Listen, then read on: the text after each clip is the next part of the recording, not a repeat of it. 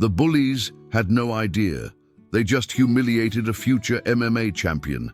Now they'll pay.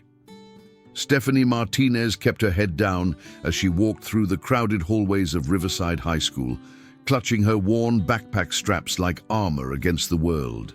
At 17, she was unremarkable in every way that mattered to teenagers: average height, slightly overweight, with thick-rimmed glasses that seemed to magnify her dark eyes behind the lenses.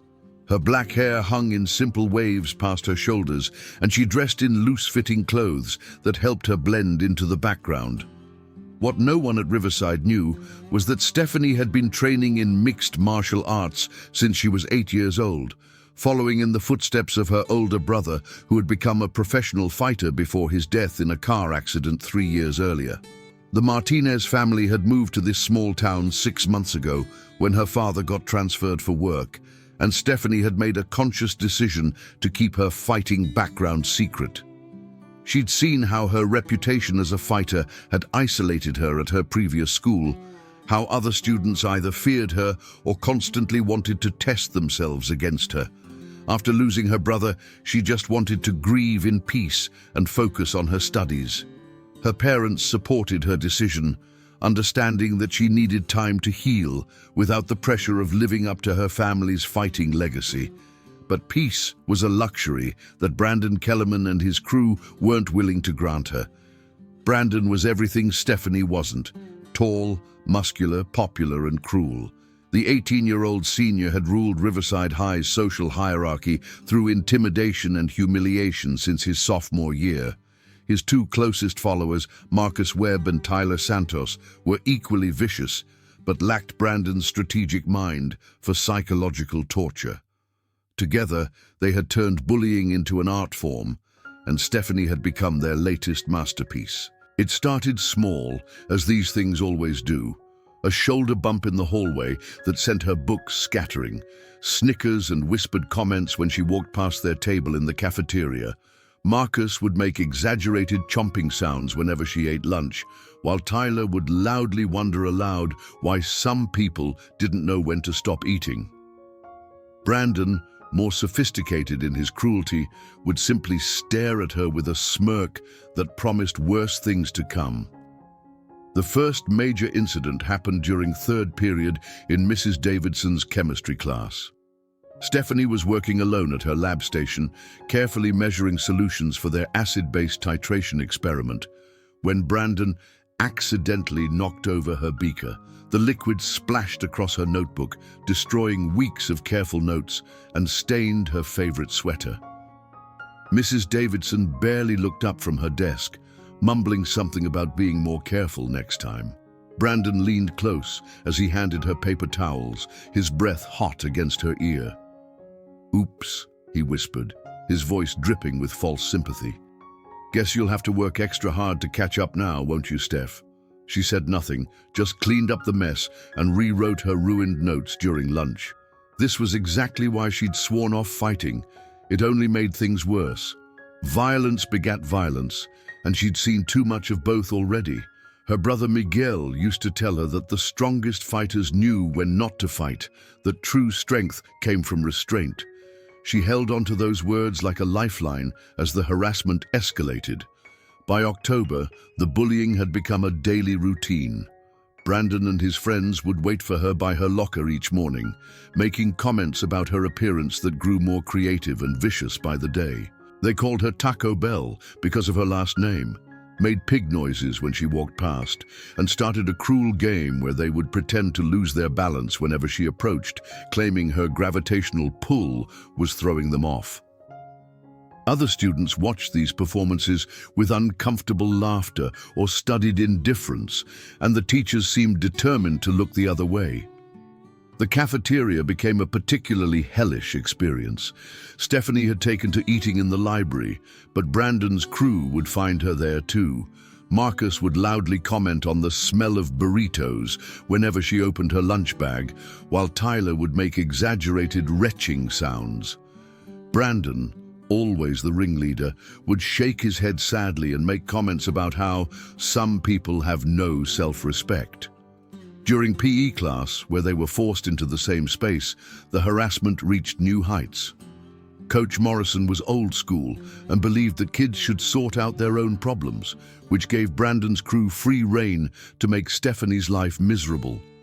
They would accidentally spike volleyballs at her head during games, trip her during running exercises, and make loud comments about how certain people should consider joining Weight Watchers instead of PE class. Stephanie endured it all with gritted teeth and clenched fists hidden in her pockets. Every instinct she'd developed over 9 years of martial arts training screamed at her to defend herself, to show these bullies exactly what she was capable of. She could visualize the combinations in her head: a quick jab to stun Brandon, a knee to his solar plexus to drop him, then sweep Marcus's legs and finish Tyler with a rear naked choke. She knew she could end all three of them before they realized what was happening. But Miguel's voice always stopped her. "Fighting angry is fighting stupid, Steph," he used to say during their training sessions. "And fighting for revenge instead of protection makes you just another bully." She honored his memory by walking away, by taking the high road, by believing that eventually the bullies would get bored and move on to easier targets. She was wrong. November brought a new level of psychological warfare. Brandon discovered that Stephanie's brother had died, and he began incorporating that information into his attacks. He would ask her in fake concerned tones how her imaginary boyfriend was doing, suggesting that she made up having a brother to seem more interesting. When she remained silent, he would nod knowingly and tell his friends that some people need to create fantasy families because their real ones are so embarrassing. The cruelty of using Miguel's memory as ammunition broke something inside Stephanie that she worked desperately to repair each night. She would go home and beat her heavy bag in the garage until her knuckles bled, working through combinations that her brother had taught her, trying to exhaust the rage that built up inside her like pressure in a boiler. Her parents noticed her grades slipping and tried to talk to her about what was happening at school, but she insisted everything was fine. She didn't want them to worry, and she didn't want them to suggest switching schools again. Running away felt like dishonoring Miguel's memory even more than the bullying did. The breaking point came on a grey Tuesday in late November, during the lunch period that Stephanie had thought would be safe. She was walking across the courtyard, heading to the library with her bag lunch, when she heard Brandon's voice calling her name. She tried to walk faster, but Marcus and Tyler had positioned themselves to cut off her escape routes. Students in the courtyard began to take notice, sensing that something big was about to happen. "Hey, Steph!" Brandon called out, his voice carrying across the courtyard. "My friends and I were just talking about you. We were wondering, do they make clothes in your size, or do you have to shop in the camping section for tents?" Stephanie kept walking, but she could feel her control beginning to fray. Her hands were shaking slightly, and she recognized the signs of an adrenaline dump that preceded a fight. She tried to center herself the way Miguel had taught her, focusing on her breathing and looking for exits. "I asked you a question, Taco Bell," Brandon said, his voice turning harder. He was following her now, with Marcus and Tyler flanking him. "It's rude to ignore people when they're trying to help you." "Maybe she can't hear us over the sound of her stomach rumbling," Tyler added, drawing laughs from the growing crowd of spectators. "Or maybe she's too busy thinking about her next meal," Marcus chimed in. Stephanie reached the steps leading to the library entrance, thinking she was safe when Brandon made his move. He'd been planning this moment carefully, waiting for the perfect audience and the perfect setup. As she climbed the first step, he reached out and grabbed the waistband of her jeans. "Wait up, Steph," he said with mock friendliness. "I want to see if those jeans have a weight limit printed on the tag." What happened next occurred in slow motion. Brandon yanked hard on her waistband, expecting to embarrass her by exposing her underwear to the crowd. But Stephanie's jeans, worn thin from years of wear and stretched by her recent weight gain, couldn't handle the sudden stress. The fabric tore with a loud ripping sound that echoed across the now silent courtyard. The jeans split completely from the waistband down the back seam, leaving Stephanie standing in front of 40-plus students in her underwear and a torn pair of pants that hung in tatters around her legs. The crowd erupted in gasps, nervous laughter, and the distinctive sound of cell phone cameras clicking. Brandon stood there with a piece of denim in his hand, his mouth hanging open in shock at how spectacularly his plan had worked. For a moment, Stephanie just stood there, feeling the cold November air on her exposed skin and hearing the whispers and giggles spreading through the crowd like wildfire. She saw students pulling out their phones, knew that pictures and videos of this moment would be circulating within minutes, would follow her for the rest of her high school career and probably beyond. But what broke her wasn't the humiliation or the exposure or even the laughter. It was the look of pure, sadistic joy on Brandon's face as he realized what he'd accomplished. It was the same expression she'd seen on the face of the drunk driver who'd killed Miguel. A complete lack of empathy or remorse, a total disregard for the pain of another human being.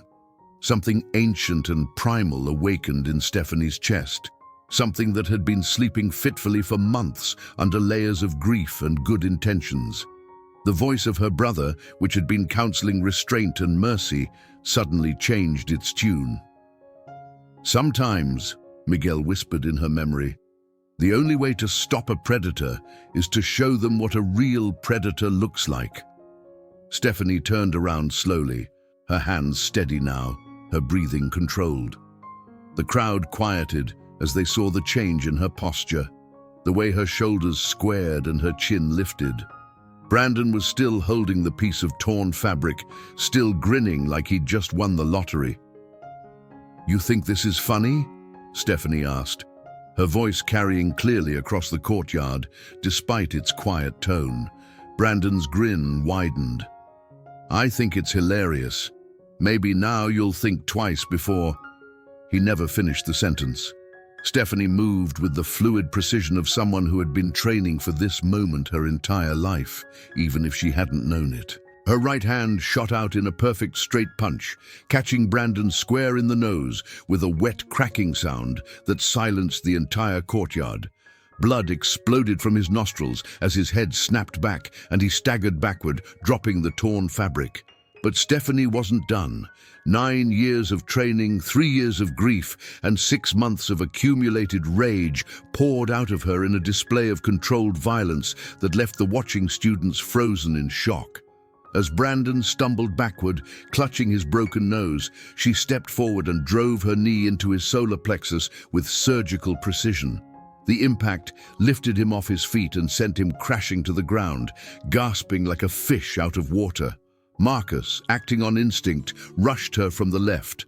Stephanie pivoted smoothly, caught his incoming punch with a classic trap and roll technique, and used his momentum against him. She swept his legs with her right foot while controlling his arm, sending him face first into the concrete steps with bone-jarring impact. He rolled over, his lips split and his nose streaming blood, and wisely decided to stay down. Tyler, seeing his 2 friends destroyed in a matter of seconds, turned to run. But Stephanie was already moving, covering the distance between them in 3 quick steps. She grabbed him by the back of his shirt and spun him around, then delivered a perfect uppercut that lifted him onto his toes before dropping him unconscious to the ground. The entire confrontation had lasted less than 30 seconds. Stephanie stood over the 3 fallen bullies, her chest rising and falling with controlled breaths, her fists still clenched but steady. Blood spattered the front of her shirt, not her own, and her torn jeans hung around her legs like battle flags. She looked up at the circle of stunned faces surrounding her, seeing fear and awe and respect in equal measures. "Anyone else have something to say about my weight?" she asked quietly. The silence was deafening. Principal Hayes arrived 6 minutes later, summoned by students who had finally found their voices. He found Brandon sitting against the steps with tissue paper stuffed up his broken nose, Marcus holding ice to his swollen face, and Tyler just regaining consciousness. Stephanie sat calmly on a bench nearby, having wrapped her jacket around her waist to cover her torn pants, looking for all the world like she was waiting for a bus. The investigation that followed was thorough but futile. 43 students had witnessed the incident, and their stories were remarkably consistent. Brandon Kellerman had assaulted Stephanie Martinez by tearing her clothes off in public, and she had defended herself. The cell phone videos, which had been intended to humiliate Stephanie, instead provided clear evidence of Brandon's initial assault and Stephanie's measured response. When Principal Hayes asked Stephanie where she had learned to fight like that, she simply said that her brother had taught her some self-defense. She didn't mention the 9 years of formal training, the amateur tournaments, or the fact that she had been ranked third in her age division for grappling before her family moved. She just said her brother had taught her to protect herself. Brandon and his friends received a 1-week suspension for assault and harassment. Stephanie received no punishment at all. The transformation at Riverside High was immediate and dramatic. The hallways that had once felt like gauntlets became neutral territory. Students who had previously looked through Stephanie now nodded respectfully when they passed her. The girls who had watched her humiliation with silent complicity now made small overtures of friendship, inviting her to sit with them at lunch or join their study groups. Brandon returned from his suspension a changed person. His nose had healed crooked, giving him a permanent reminder of his encounter with Stephanie, and his swagger had been replaced by nervous glances whenever she was around. He made no more comments about her weight or her ethnicity. He made no comments to her at all. Marcus and Tyler, the eternal followers, adapted to their leader's new reality by finding other, safer targets for their aggression. Or rather, they tried to, until they discovered that Stephanie had made it known she wouldn't tolerate bullying of any students, not just herself.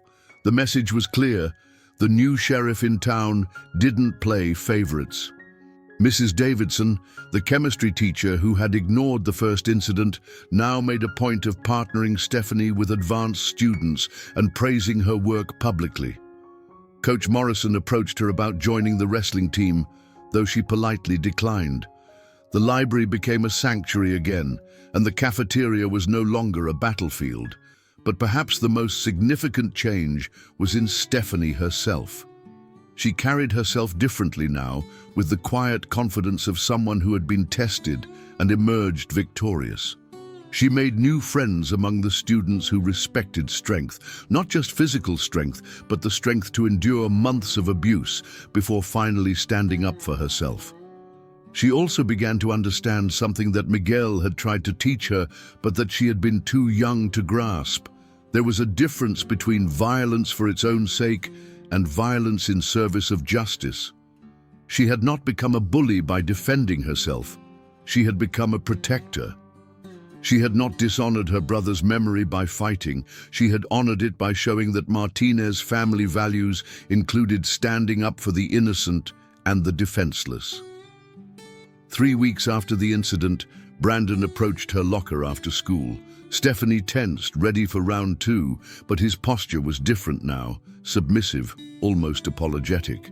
"I wanted to say," he began, then stopped and looked around to make sure no one was listening. "I wanted to say that I'm sorry about your pants and about everything before that.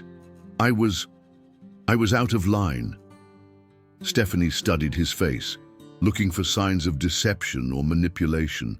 But what she saw was genuine remorse, the kind that only comes from having your worldview shattered and rebuilt from scratch. "Yes," she said simply. "You were." Brandon nodded, accepting the judgment. "For what it's worth, I won't bother you again, and I won't bother anyone else either. I learned my lesson." Stephanie watched him walk away, his shoulders hunched in defeat, and felt something she hadn't expected: pity.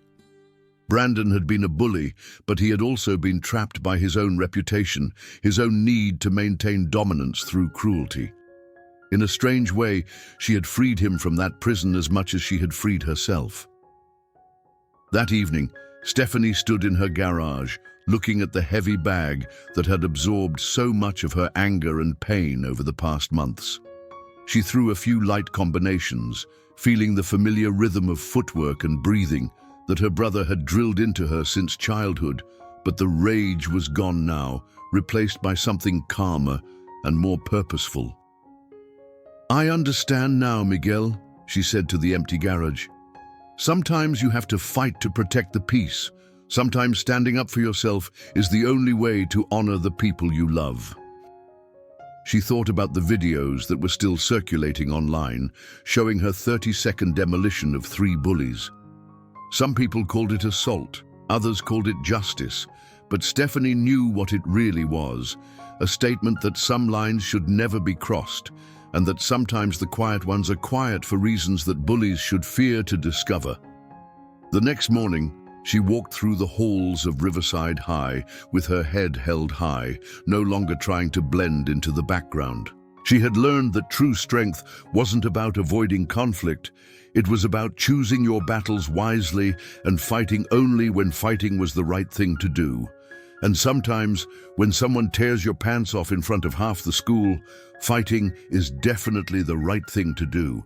Dishonored her brother's memory by fighting. She had honored it by showing that Martinez's family values included standing up for the innocent and the defenseless. 3 weeks after the incident, Brandon approached her locker after school. Stephanie tensed, ready for round 2, but his posture was different now, submissive, almost apologetic. "I wanted to say," he began, then stopped and looked around to make sure no one was listening. "I wanted to say that I'm sorry about your pants and about everything before that. I was out of line." Stephanie studied his face, looking for signs of deception or manipulation. But what she saw was genuine remorse, the kind that only comes from having your worldview shattered and rebuilt from scratch. "Yes," she said simply. "You were." Brandon nodded, accepting the judgment. "For what it's worth, I won't bother you again, and I won't bother anyone else either. I learned my lesson." Stephanie watched him walk away, his shoulders hunched in defeat, and felt something she hadn't expected. Pity. Brandon had been a bully, but he had also been trapped by his own reputation, his own need to maintain dominance through cruelty. In a strange way, she had freed him from that prison as much as she had freed herself. That evening, Stephanie stood in her garage, looking at the heavy bag that had absorbed so much of her anger and pain over the past months. She threw a few light combinations, feeling the familiar rhythm of footwork and breathing that her brother had drilled into her since childhood. But the rage was gone now, replaced by something calmer and more purposeful. "I understand now, Miguel," she said to the empty garage. "Sometimes you have to fight to protect the peace. Sometimes standing up for yourself is the only way to honor the people you love." She thought about the videos that were still circulating online, showing her 30-second demolition of 3 bullies. Some people called it assault, others called it justice. But Stephanie knew what it really was, a statement that some lines should never be crossed, and that sometimes the quiet ones are quiet for reasons that bullies should fear to discover. The next morning, she walked through the halls of Riverside High with her head held high, no longer trying to blend into the background. She had learned that true strength wasn't about avoiding conflict. It was about choosing your battles wisely and fighting only when fighting was the right thing to do. And sometimes, when someone tears your pants off in front of half the school, fighting is definitely the right thing to do.